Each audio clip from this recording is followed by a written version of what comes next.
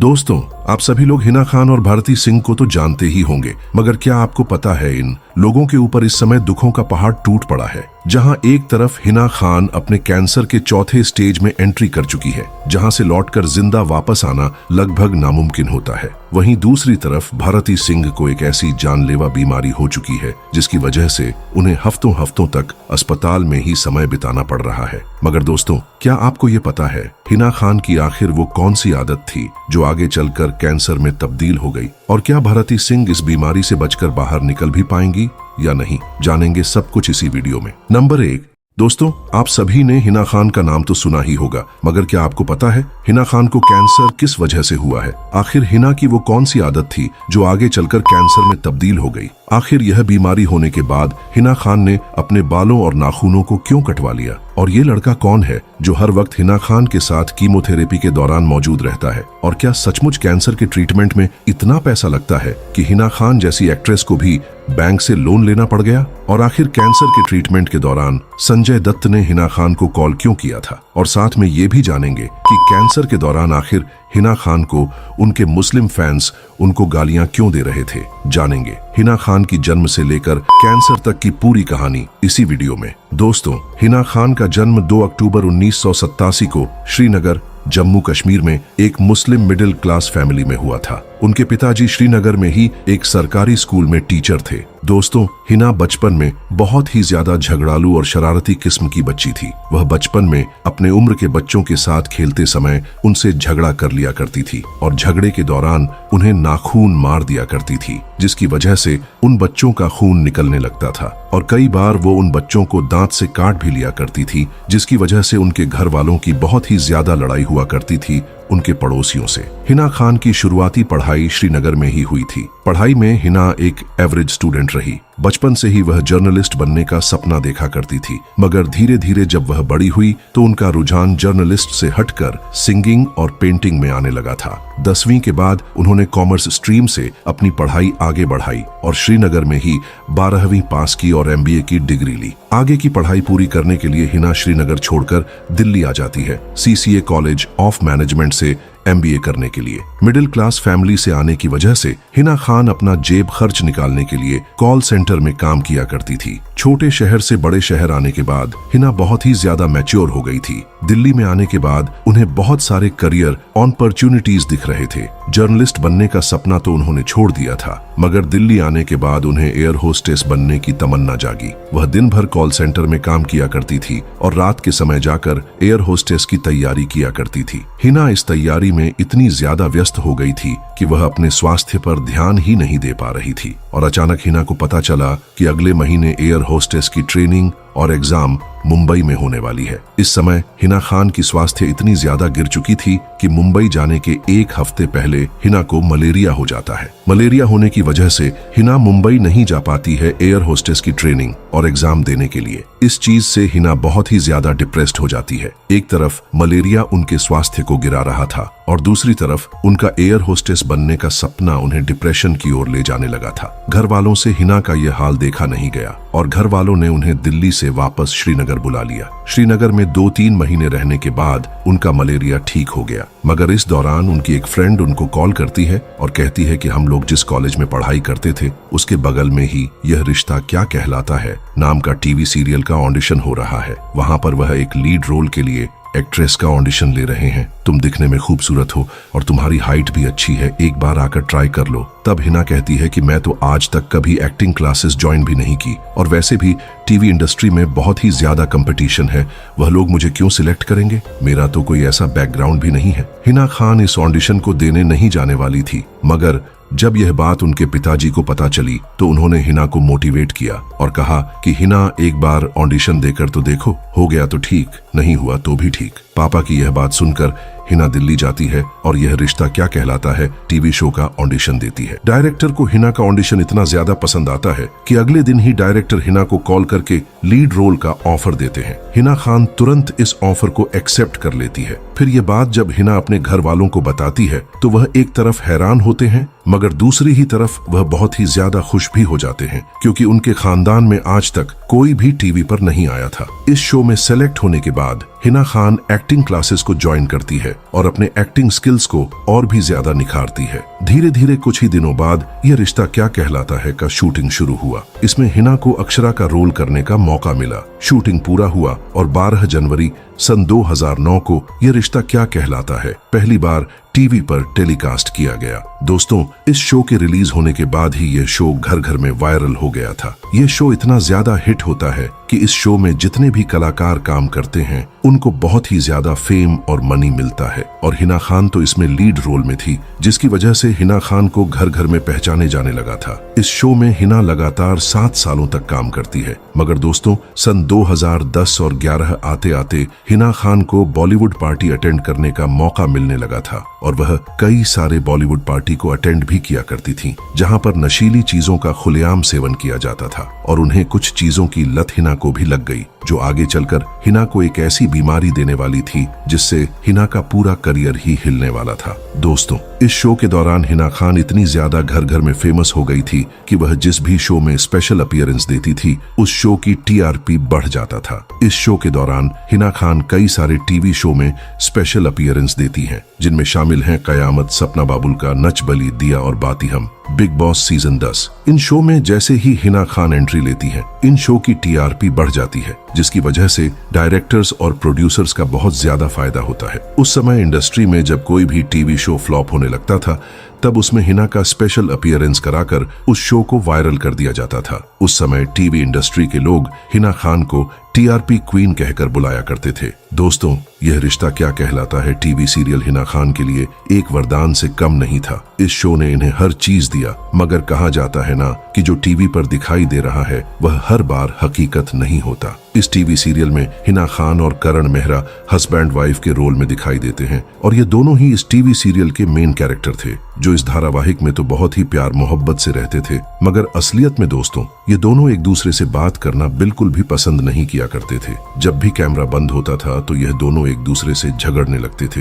ये एक दूसरे को बिल्कुल भी पसंद नहीं किया करते थे। ये दोनों एक दूसरे से इतना नफरत करते थे कि इन लोगों के बीच में एक तीसरा आदमी था जो इन लोगों की बातें एक दूसरे से कहता था। यह झगड़ा इतना ज्यादा बढ़ जाता है कि सन 2015 में हिना खान यह रिश्ता क्या कहलाता है टीवी शो को छोड़ देती है। और एक इंटरव्यू में जब उनसे इस शो को छोड़ने की वजह पूछा जाता है तो वह कहती हैं कि इस शो में बहुत ही ज्यादा टॉक्सिक माहौल बन गया था और धीरे धीरे इस टीवी सीरियल में यंग एक्ट्रेस आने लगी थी, जिसकी वजह से उनको धीरे धीरे लीड रोल से साइड रोल मिलने लगा था। इस समय तक हिना खान को किसी की पहचान की जरूरत नहीं थी। वह खुद ही इंडस्ट्री में इतनी ज्यादा फेमस हो गई थी कि उन्हें घर घर में पहचाने जाने लगा था। इस टीवी सीरियल को छोड़ने के बाद वह तुरंत खतरों के खिलाड़ी सीजन 8 को ज्वाइन करती है, जिसके बाद उस शो की टीआरपी बढ़ जाती है। इस समय कई सारे फेमस कंटेस्टेंट होते हैं, लेकिन हिना खान का फैन बेस तो अलग ही लेवल पर था। हिना खान इस शो को जीतने के लिए हर वह कोशिश करती है जो किया जा सकता था, मगर इत्तेफाक से हिना खान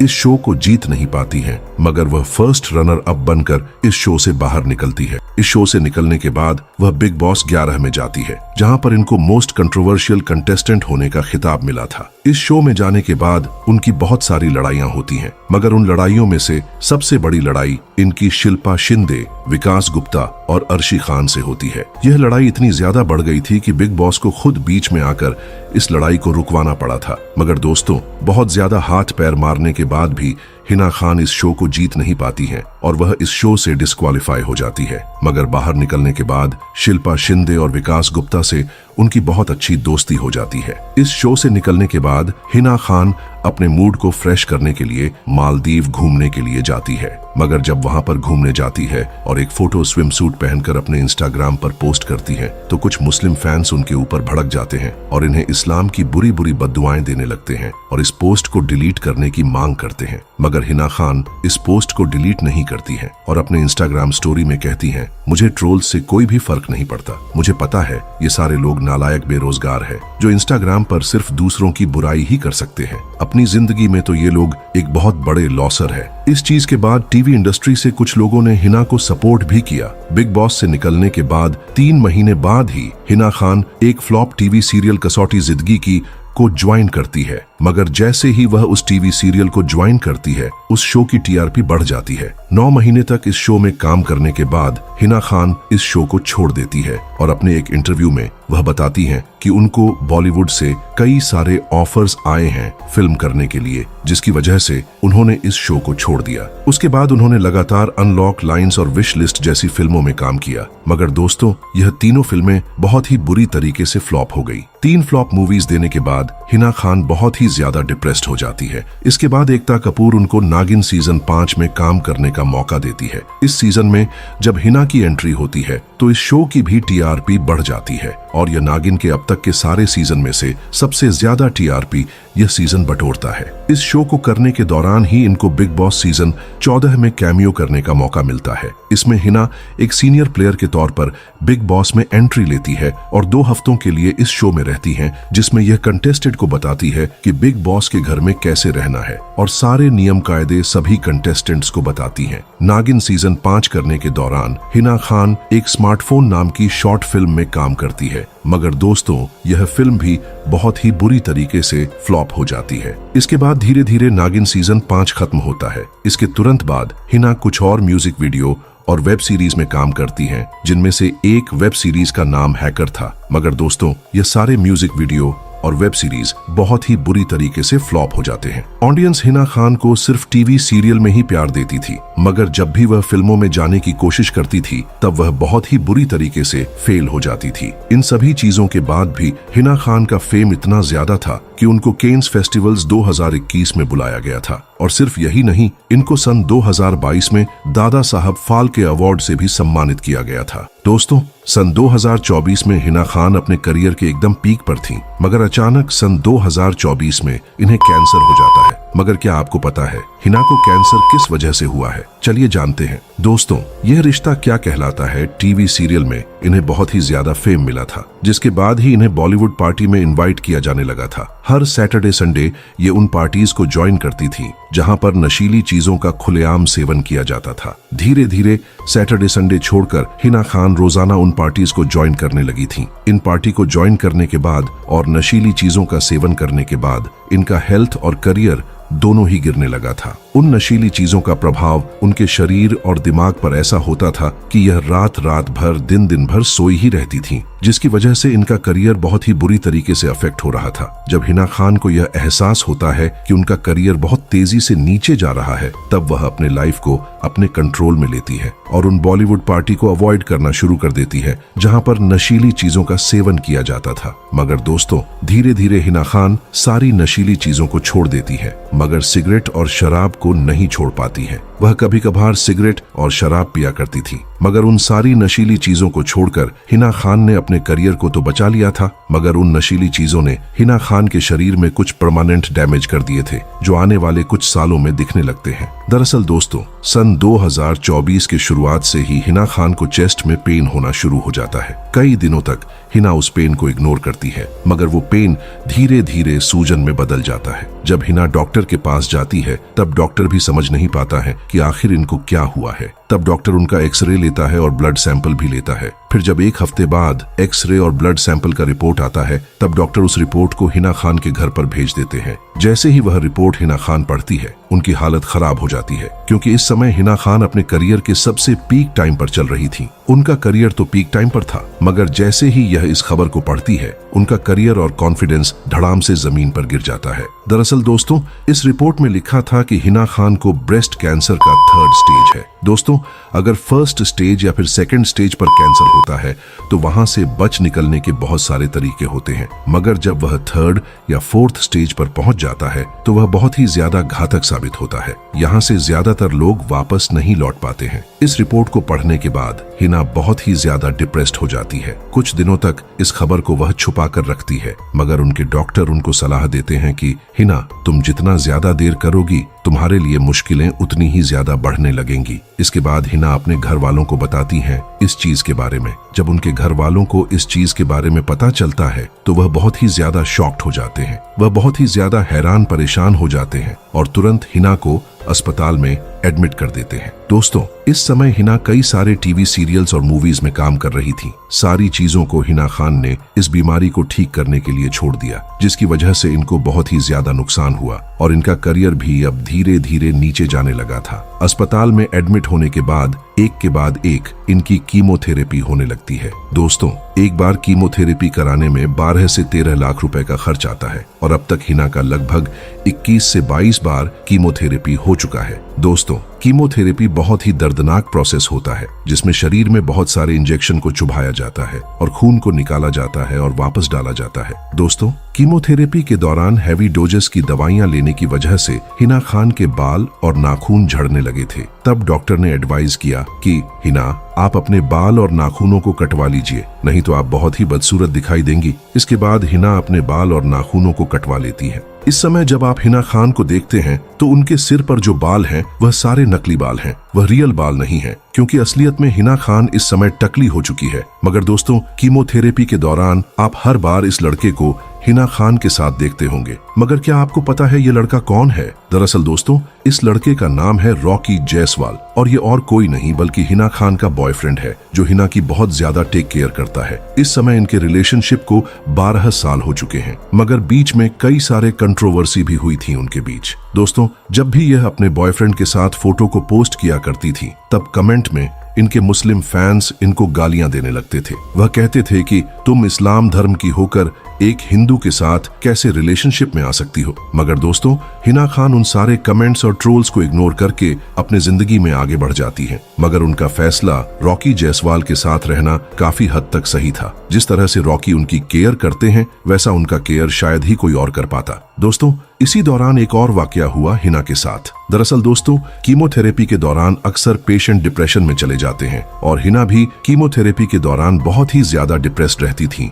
मगर अचानक एक दिन उनके मोबाइल पर एक अननोन नंबर से कॉल आता है। पहले तो उन्होंने उस कॉल को काट दिया, मगर 2-3 बार लगातार जब वह कॉल आया, तब हिना खान उस कॉल को रिसीव करती है और जैसे ही वह उस कॉल को उठाती हैं, तो सामने से संजय दत्त की आवाज आती है। संजय दत्त की आवाज सुनकर हिना बहुत ही ज्यादा चौंक जाती है, क्योंकि आज से पहले हिना ने संजय दत्त के साथ कोई काम नहीं किया था और ना ही उनसे कभी मिली थी। मगर संजय दत्त का यह अच्छा जेस्चर ही था जिसकी वजह से उन्होंने हिना खान को कॉल किया और उन्हें बहुत ही ज्यादा मोटिवेट किया, जिसकी वजह से उन्हें डिप्रेशन से बाहर निकलने में बहुत ही ज्यादा मदद मिली। दोस्तों, अब तक हिना खान अपने कैंसर के ट्रीटमेंट करने के लिए 2.5 से 3 करोड़ रुपए खर्च कर चुकी हैं। मगर इसी दौरान कुछ न्यूज आर्टिकल्स में यह भी निकलता है कि हिना खान ने अपने कैंसर की ट्रीटमेंट कराने के लिए बैंक से लोन लिया है। मगर दोस्तों, कुछ समय बाद हिना खुद क्लैरिफाई करती हैं कि वह फाइनेंशियली फ्री है। उन्होंने अपनी जिंदगी में इतना पैसा कमा लिया है कि अगर वह कुछ भी ना करें,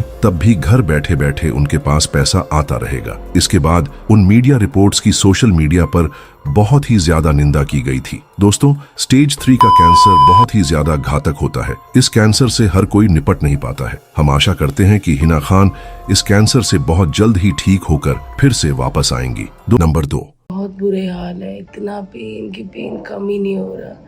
इतने बस दुआ कीजिए मैं जल्दी ठीक हो जाऊं। दोस्तों, आखिर भारतीय सिंह को यह कौन सी जानलेवा बीमारी हो गई है जिससे बाहर निकल पाना उनके लिए बहुत ही ज्यादा मुश्किल हो रहा है? चलिए आपको विस्तार से बताते हैं। दरअसल दोस्तों, सोमवार के दिन पहली बार भारती को उनके पेट के निचले वाले हिस्से में रात के समय हल्का हल्का दर्द होता है। वो ये चीज भारती हर्ष को बताती है। तब हर्ष कहते हैं, चलो हॉस्पिटल डॉक्टर को देखा लाता हूँ। तब भारती कहती है, नहीं नहीं, ये दर्द इतना भी नहीं है कि मैं हॉस्पिटल जाऊं। अगले दिन भारती इस दर्द को इग्नोर करके अपनी शूटिंग के लिए निकल जाती है। शूटिंग के दौरान भी भारती को पेट में हल्का हल्का दर्द महसूस हो रहा था, मगर जैसे तैसे करके वह शूटिंग को खत्म करती है और घर पर आ जाती है। घर पर आने के बाद धीरे धीरे वह दर्द बढ़ने लगता है, मगर भारती का शेड्यूल बहुत ही ज्यादा बिजी रहता है, जिसकी वजह से वह हॉस्पिटल दिखाने नहीं जा पाती है। धीरे धीरे भारतीय का यह दर्द बढ़ता ही जा रहा था, मगर शुक्रवार के दिन जब वह कपिल शर्मा के सेट पर गईं,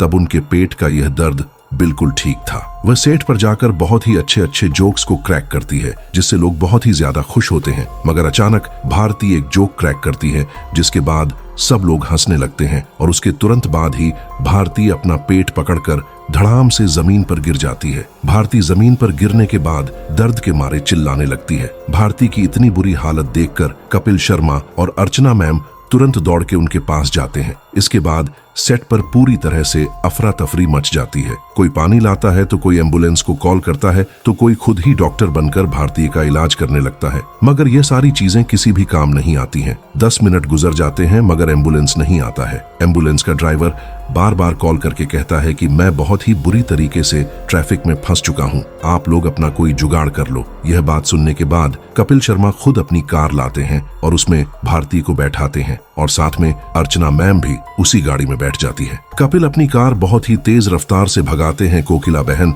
हॉस्पिटल की तरफ, मगर वो भी आगे चलकर ट्रैफिक में फंस जाते हैं। यहाँ पर भारती की तबीयत बहुत ही ज्यादा खराब होने लगी थी। भारती का दर्द इतना ज्यादा बढ़ चुका था कि भारती बहुत जोर जोर से गाड़ी के अंदर ही चिल्ला रही थी। जो हॉस्पिटल कपिल के सेट से मात्र 10 मिनट की दूरी पर था, वहां पर जाने के लिए कपिल को 45 मिनट लग जाते हैं क्योंकि ट्रैफिक बहुत ज्यादा होता है। अर्चना मैम ने पहले ही अस्पताल में कॉल कर दिया था, जिसकी वजह से जैसे ही कपिल हॉस्पिटल पर पहुंचते हैं, तुरंत अस्पताल के कर्मचारी बेड लेकर तैयार होते हैं। वह सभी लोग भारती को उठाते हैं, बेड पर लिटाते हैं और तुरंत अस्पताल के अंदर लेकर चले जाते हैं। अस्पताल के अंदर जाने के बाद भारती का कई सारा जांच होता है, जिसके बाद सीटी स्कैन में यह निकल कर आता है कि भारती को पत्थरी की शिकायत है। दरअसल दोस्तों, भारती की किडनी में 3 पत्थरी हो गई थी, जिसमें से एक पत्थरी भारती के किडनी वाले नस के अंदर फंस गई थी, जिसकी वजह से उन्हें बहुत ही ज्यादा दर्द हो रहा था। डॉक्टर ने साफ साफ कह दिया था कि अगर भारतीय का तुरंत इलाज नहीं हुआ